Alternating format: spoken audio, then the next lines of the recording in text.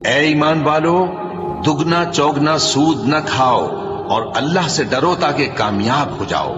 اور دوزخ کی آگ سے بچو جو کافروں کے لیے تیار کی گئی ہے، اور اللہ اور اس کے رسول کی اطاعت کرو تاکہ تم پر رحمت کی جائے،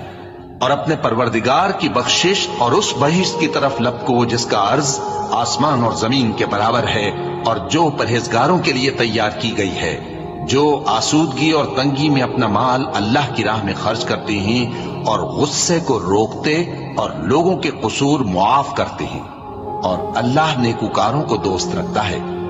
اور وہ کہ جب کوئی کھلا گناہ یا اپنے حق میں کوئی اور برائی کر بیٹھتے ہیں تو اللہ کو یاد کرتے اور اپنے گناہوں کی بخشش مانگتے ہیں، اور اللہ کے سوا گناہ بخش بھی کون سکتا ہے، اور جان بوجھ کر اپنے افعال پر اڑے نہیں رہتے۔